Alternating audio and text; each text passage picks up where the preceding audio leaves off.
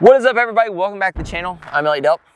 Back again like you never left. And today we're going to be doing a review of the Aero Precision M5, and we have it set up here in a kind of DMR setup. So we've done an Aero Precision M5 in the past. It was a parts build that I did, and this is a more kind of, I guess, true to the Aero Precision M5. It's all Aero Precision, whereas the last one I did, I had mixed and matched parts. So this is kind of the unbastardized version. So if you find this video useful or informative, make sure to hit the like and subscribe button, because that helps us out an absolute ton, and it helps us reach more people and kind of share what our thoughts and opinions are on these rifles, because that's why we're doing it. We're hoping to kind of help you in the decision-making process when you're looking at picking up something like this, because when you're spending this kind of money, you know, you want to see what you're getting, and you want to see if it's worth the You gotta do a little bit of research. Yeah, a little bit of research to it. Before we dive into all of that, we need to give you some disclaimers.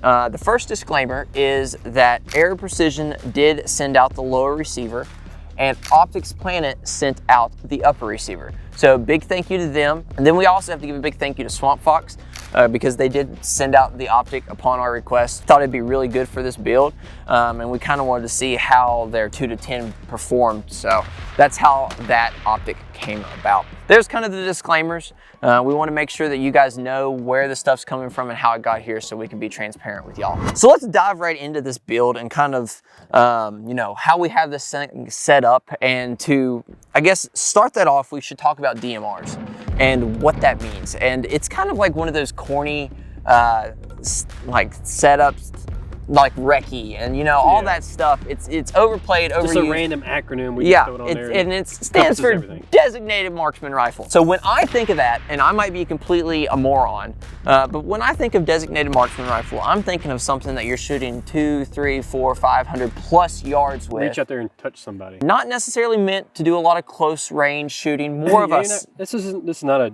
kicking in door rifle. No, but I mean, it could be, but that's not what it's intended for with the optics and the kind of stocks and more stuff. More of an Overwatch kind of thing. Yeah, exactly. Kind of a setup, shoot, not do a lot of moving, you know, kind of hunker down. Support. Longer range support on the flat range, you know. So that's what my vision of a DMR was when loading this thing out. So let's kind of go over the build, Sparky, and we'll start from tip to butt. And then after we get done doing that, we'll dive into a little bit of shooting, and then we'll talk about all the specs. Anything you want to add before we get into this? No, let's get right into it. No. Give him basement operator. Oh, yeah, stickers. If you want to find this build, you need to head on over to Basement Operator. There you can find the builds, you can find merch, you can find links to stuff, all kinds of awesome stuff over there, especially like our supporters, like Stopbox. Stopbox is a massive supporter here on the channel. They make some awesome stuff for, you know, quick access to real quick access. They're all mechanical, no electric, and you know what the best part? Made in USA. Made in the USA. Hunter Eagle Screech. So big thank you to Stopbox for supporting this video and making, you know, this possible, because without them we wouldn't be able to do stuff like this. Exactly. So big thank you to Stopbox. So let's start up here at the front, Sparky.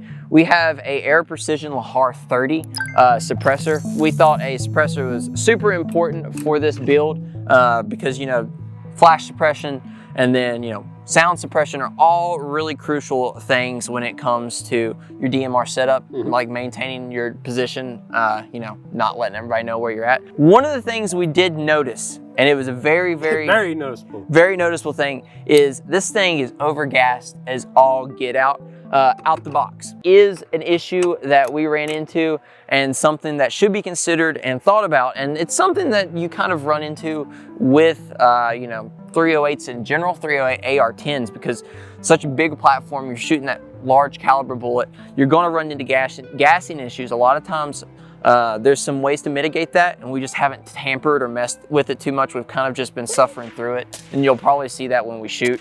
But the ways you can get around it. First thing, you can always go with an adjustable gas block.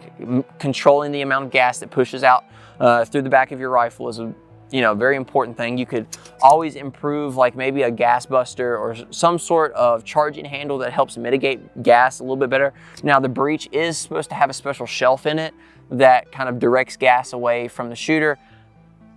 I don't know about that. I haven't seen it yet. No, I haven't seen it either. And then also, you could look to the suppressor.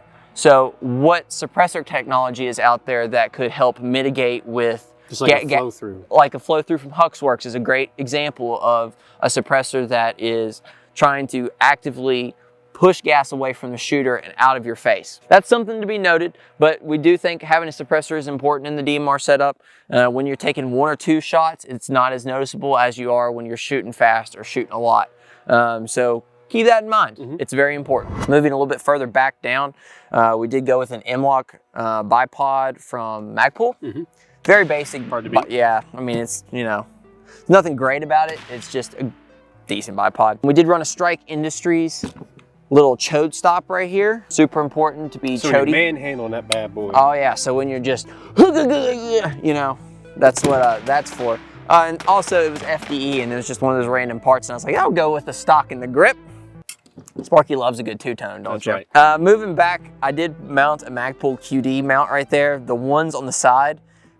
They free spin, don't they? No, these don't. I tried to put in the sling and it hit the barrel. Well, hot dog. Yeah, so unfortunate. Moving back from that, we have the Swampfox Warhammer 2-10 first focal plane rifle scope. And this is one of the, I guess, key aspects of the build. So it's a 2-10 first focal plane scope. It's got, you know, it's more of a tactical scope because it has, you know, exposed turrets that are, you know, exposed, meant for dialing, using. It's also got an illuminated reticle. Adjustable parallax? Yeah, adjustable parallax. First focal plane, which is nice, so you don't have to stay on your max magnification to use the reticle for ranging or, you know, anything like that. It maintains your MOA throughout the whole shebang. On the other side, you know, to kind of complement it in case we, for whatever reason, need to do a little bit of closer range shooting, I have a Kraken mounted here on the side. This is from Swampfox as well. It's a little micro dot. You know, this is just kind of the backup shooting system. I know this is a 2-10, so you know you had to quickly transition from magnified to that. Yeah, if for whatever reason you had to do that, like you're sitting on 10, something happens close by, and you have to really switch over quickly, you have that capability. Just get the rifle and go. With the Kraken. So the reason that this was chosen, I like the lower magnification. This is not a sniper rifle in my opinion. This is more of a, you know, that mid-range, like probably 600-700 yards to 200 yards. And I don't really feel like the magnification is 100% necessary to have that larger magnification. I think personally, I can do everything I need to do on a 10 magnification, and it saves you a little bit of weight. Couple ounces here and there when it comes to magnifying up and getting a larger scope. So yeah, I feel like I agree with that to a degree. I feel like if I was going to take on targets longer range, like plus anything past 300 yards, I'd want more magnification than this, just because it'll make doing that easier. Now, if you were consistently taking on targets at, you know, 500, 600, 700 yards, I don't want a 2-10. Well, when you're starting to push 800 yards. Well, yeah, but I'm saying threshold of 4 to 5. Once we're going past that, I want more magnification. Yeah. But for a gun that, you know, in our situations around where we're at, you're not going to have that very often. So I feel like this is more applicable for what we're doing. And the location we're in. In the location we're in, you got the option to do this other thing. You bring up a great point. A lot of this, when it comes to DMR setups, is how are you going to be using it where you're at? So here in the mountains in Southwest Virginia, there's not a whole lot of long shots, all right? You have to do a whole lot of work to find the 800-yard shot. And then, you know, your 500-yard shot, if for whatever reason you have to evade someone or whatever your scenario is, at that point, you can just get away. You're not a threat to me at 500 yards typically. Now, so you know, they're gonna call in air support. Okay, whatever. But that's not realistic. And no, it's for what we're doing. This does the job. So with the 2-10, I'm very happy with the setup. The Kraken, that was just purely to have some sort of backup, you know, shooting system. And you had mentioned before we filmed this video, you know, maybe instead of a Kraken, which is like 300 bucks, you could have went with, you know, some canted irons. Would have been perfectly fine, would have been a good alternative to save you more weight and a little bit of money. And you don't have to worry about batteries. That's true. So break it and knocking it dude off sometime. Yeah, give and takes to all of it. Obviously, canted red dots are nice. There are benefits. They're a little bit easier to acquire than much faster to acquire than canted iron sights, but with the Canada iron sights, you have that reliability that batteries aren't going to die, and they're a little bit cheaper. You just have to deploy them. Yeah, you just have to deploy them. So there's a little bit of everything to it. So this is the UBR stock, and this is a really nice stock. It is reminiscent of a fixed stock, but it does have the capability to extend or collapse as need be, which is really nice. It's a really nice feature. Magpul did a really good job on it. So that's kind of why I like how low profile it is. Yeah, and it's super sturdy. It's a really nice stock. It is a little bit more pricey though. Speaking of, this whole setup, gun-wise, came in at about 1,600 bucks. So Sparky, I think now would be as good a time as ever to do a little bit of shooting with it. And before we do, we have to give a big thank you to True Shot. They were the ammo supporter here on the channel, and they provided all the ammo for this. They actually provided a ton of stuff. We did a bunch of different shooting with it. We used this Igman, right? Oh, that's, yeah, Igman, Sterling. Then we had the PMC Bronze Hunter, and then we also had some Federal, and then we had, what was that other brand? We also had the Velo, exactly. So we grouped all of that when we were shooting, and we were able to get probably best group we got was about a 2 MOA. That's with bad shooters like me. This rifle could probably do a lot better depending on what it was. We just didn't find the perfect ammo for it. The 2 MOA actually came out of the PMC Bronze Hunter. Which is probably your easiest to find right off the shelf. Yeah, and exactly. So we were able to get 2 MOA out of the PMC. So I think that's on par with a gas gun AR-10 that, you know, some people might be able to get MOA, sub-MOA. That was just what we were able to get out of it. And Hunter pop up the groups there. They were at 100. So Sparky, let's shoot this thing. Let's ear pro and eye pro up and give it a little shot. Okay. All right, so we pulled the suppressor off. We were getting a lot of blowback on that one. So let's shoot it now with no suppressor. Sparky, will you beep my beeper? Sure. Shooter ready? Yep. Beep.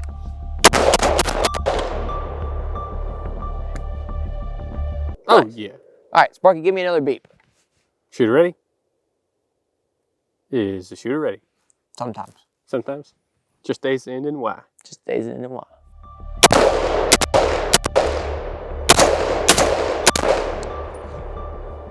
That'll do the job. Oh, yeah, she'll do, donkey. That'll do, donkey, that'll do. All right, Sparky, you want to give her a go? Sure, why not? We're here, aren't we? The ungassed to the dome one? Yeah. All right, I'll be your beeper, Sparky. All right. Beep.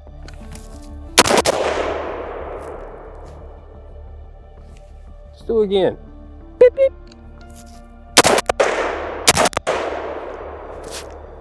Should do the job.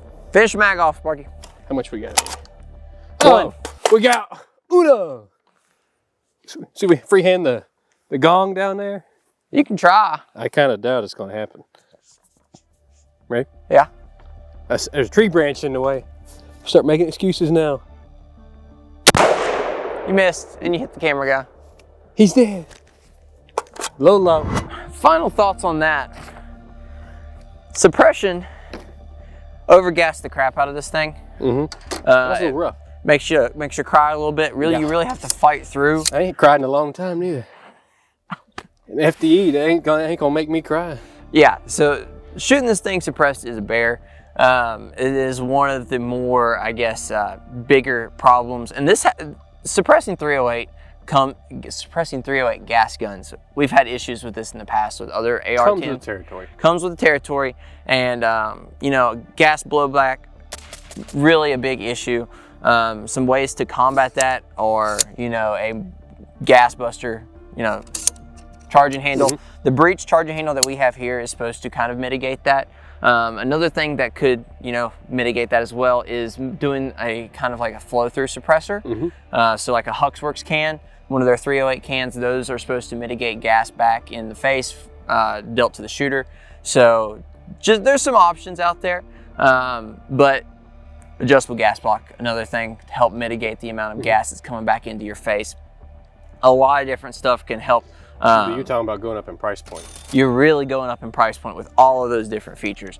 So that is to be said, but this thing does get overgassed and, you know, quickly overgassed. Which I guess that is better than being undergassed. Well, some of the benefits to it, as long as it's not blowing back in your face like it is. But it's going to work. It's going to constantly force, you know, your bullet out, and it's going to hurt your buffer spring and stuff like that a little bit more. But the thing is, you know, but it'll eat whatever ammo you put into it. It'll eat whatever ammo, and it'll push through being dirty a little bit better. Which is good for you. Yeah, which is good. But as you saw when we took the suppressor off, it, you know, cycled just fine. It wasn't overgassed whatsoever, and ran a little bit better. And it was easier for us, the shooter, to shoot quickly with it. Whereas, you know, function the same either way. It's just gas in the face is kind of ass, you know. Yeah. If you don't like it in the face, you ain't gonna like it. No. Let's move on to kind of the different specs and features. But before we do, we got to give our big shout out to another big supporter of the channel, and that is Sparky's protection device. That's Ballistic Armor Co. Brain matter retention device. Brain matter retention device. We've actually been using their stuff for quite some time now on the channel. We love their helmets a lot. This one is the Bastion. This is their new Gen 3 helmet, which has got M-lock along the sides. It's got new high cuts on it to kind of give better mobility when you're going into prone or, you know, awkward positions that may need something a little bit different than your typical cuts on a helmet. So really awesome. Another great feature is Eagle Screaming. Yeah, Eagle Screaming, made in the USA. So awesome stuff from Ballistic Armor Co. We've been a big fan of their stuff. Hunter, pop up the code to save you a little bit of moolah if you want to go check out the helmets. You can also find them at basementoperator.com/links. Big thank you to the guys over at Ballistic Armor Co. for making these videos possible. So now that we've done a little bit of shooting and kind of gone over how it performs and what we've seen from it, let's go over a little bit of the specs, because I feel like it's important to kind of dive into the nitty gritty of this and go over a little bit of what you're getting for your money. What you're getting for your money. So this is a 308 upper receiver from Optic's Planet. You can go find them there. You can find them on Aero's website. This is their M5 upper, chambered in code Delp. He's on it today. He is. So this is an 18-inch stainless steel upper receiver, stainless steel barrel in this upper receiver, and it is the M5 upper.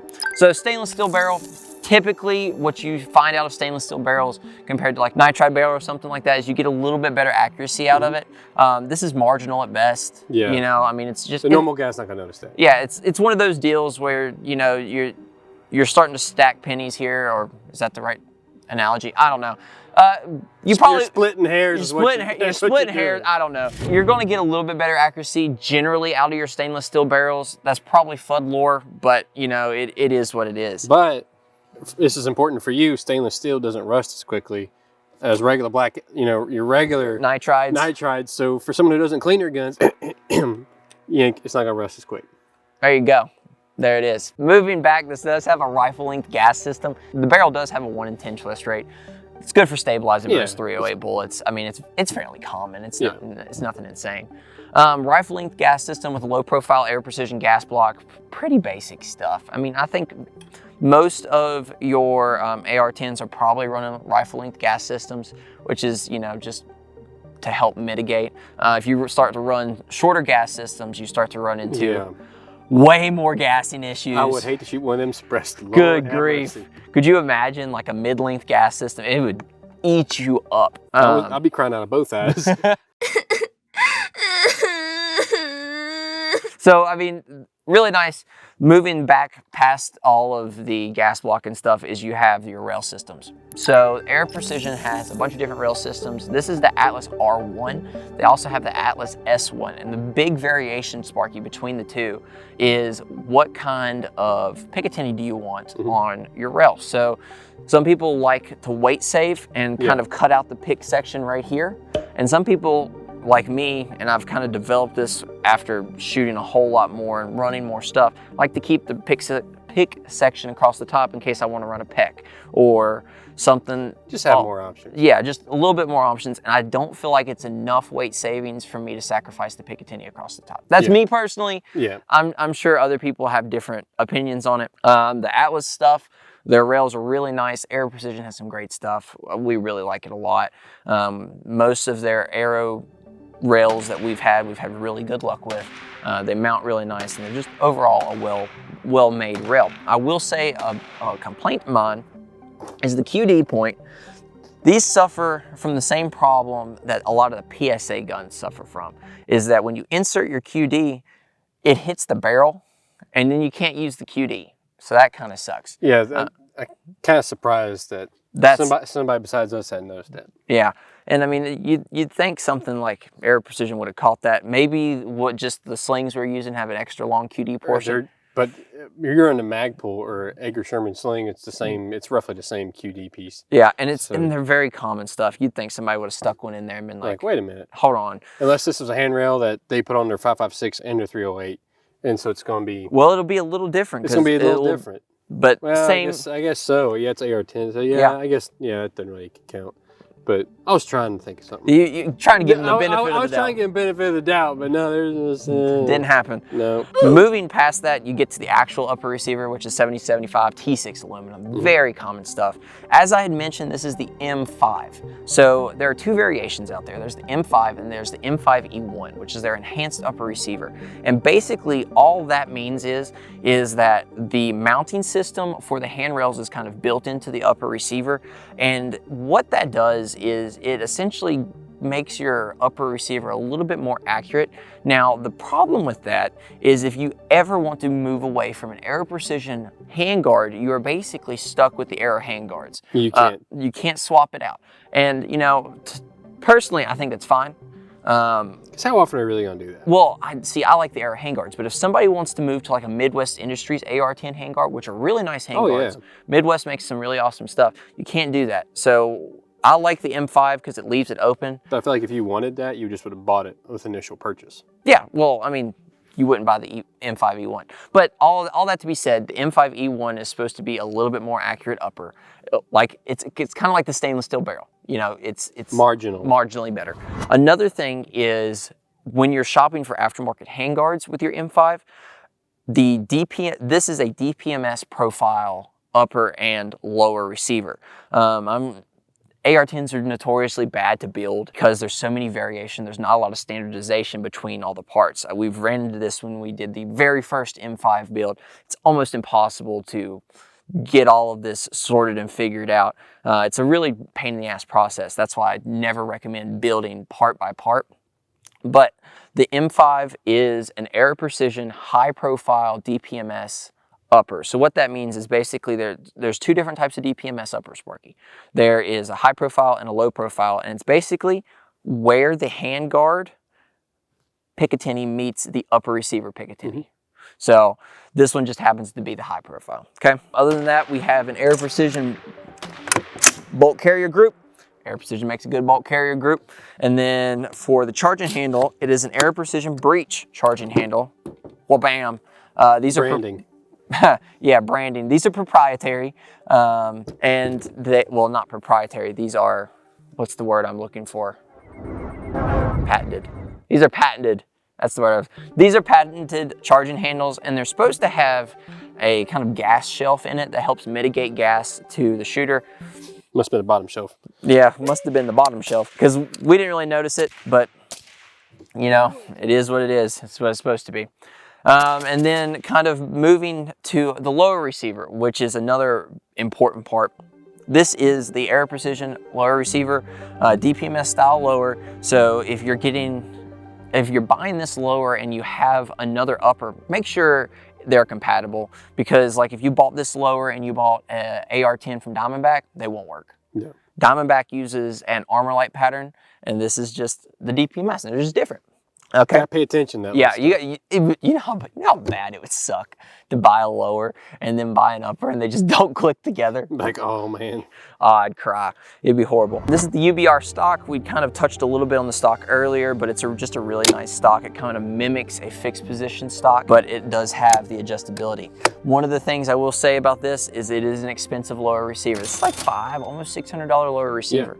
Yeah. You definitely don't have to ball like that when you're shopping for a lower receiver. You can get a very basic one, and then, you know, put your CTR on it and put like normal Magpul furniture and run it just fine. You don't necessarily need to have a UBR, but I will say this it is nice. Especially shooting 308, you're handling something more recoil. This was nice. It was very sturdy, and it is a well-built stock. Yeah, it's a well-built stock. So it's a little beefier, a lot more sturdy. I like this as opposed to shooting a CTR. And I feel like it helps with the weight too. It gives you a little bit, like this isn't super heavy, but this does gain you a little bit of weight in the back. Oh yeah, So we it love gives weight in the back. It gives a little bit more balance, which it's, like I said, we're talking about a few ounces, but still. Something. Yeah. So this is the overall, gist of the build. It's a very nice build. Fit and finish on it from Aero Precision is great, and we've honestly been very happy with it. And it's served a really, really good purpose. And so we'll caveat and bleed in, or not caveat, we'll transition into the purpose of this rifle. Why would you get this? What are some other things you can do with it if you don't want it to have it set up as a DMR? Because, a lot of people buy AR-10s. And it's not just, for end of the world scenarios. A lot of people look at these guns for alternatives to hunting rifles. A lot of people I know love their AR-10 and they carry it in the woods and they carry it, elk hunting and deer hunting and all that stuff. These rifles are really multi-purposeful. There's a lot of things you can do with these, and they can be a really good do-all rifle, a buy once, cry once rifle. The 308 is a caliber that can really be, multi-purpose. It can do a lot of things. It can do home defense. It can do tactical training. It can do long-range shooting. It can do hunting. I mean, this gun's really. You can definitely do everything with it. You can definitely do everything with it, and it will be good for that. This one in particular, I like it as a more DMR stationary position shooting gun. If I was to build out an AR-10 for more of a hunting purpose, I would cut down on the barrel size and make it as lightweight and as maneuverable as possible. Go the LPVO. Yeah, something a little bit smaller. And then that starts to kind of be battle rifle / hunting rifle. You know? So hunting and application of 300 yards and in. Yeah, and it's all really how you set up the rifle, but an AR-10 can do a lot. One of the bigger downfalls, I think, of AR-10s in general is weight. I mean, somebody's gonna bust my balls, but I mean, come on. Like, in reality, they are a lot heavier than your typical bolt gun or just your ARs. Your ARs. Now they need to be, but that is one of my bigger complaints about this for hunting purposes. I don't particularly like an AR-10 for hunting purposes. Not that it's a bad hunting rifle. But I could see the guys that love mine's bigger, so I'm better. Yeah. Then that would be a point why they would want it. Personally, I'd rather take a Remington 700 or maybe a 6.5 Grendel, something like that, hunting. But that's just me. I definitely think this can do it. This definitely has the capabilities, but it is what it is. Now for the DMR setup, this I think serves the purpose perfectly. Yeah, like we were talking about earlier, like with this scope, like this just fits what we would use it for in that scenario so much better than going all out for a longer range setup. Like for what we'd be dealing with here, this is perfect. Oh yeah, I mean this can definitely hit your targets. It's definitely very capable. I feel like the 2-10 does very well with this setup, and this can obviously be tinkered for everybody's personal build. Some people might want to run a light on it, and that's perfectly viable. Just something we just didn't add to this one. I didn't feel like it was really necessary, but there's a lot of different variations to a DMR setup, and we were happy with how this turned out. And I think that for this could be definitely for somebody that's looking to get a mid-range rifle that's good, accurate, and reliable. That you can stretch the legs on if you want to. That you can stretch the legs on if you want to. It's a very good option. I think that about wraps it there. If you guys like this video, make sure to hit the like and subscribe button. Make sure to follow me and Sparky on the Instagram. And then big thank you to the people that made this video possible: Optics Planet, Swampfox, and of course Aero Precision, and then all the great supporters of the channel. So big thank you guys, and we'll see you guys on the next one. As always, take someone outdoors. Peace. Bye. The time I just said a long time. We don't put date ranges on things. It's awfully objective. All right. All right. Well, it might have been a long time for me, it might have been a short time for her.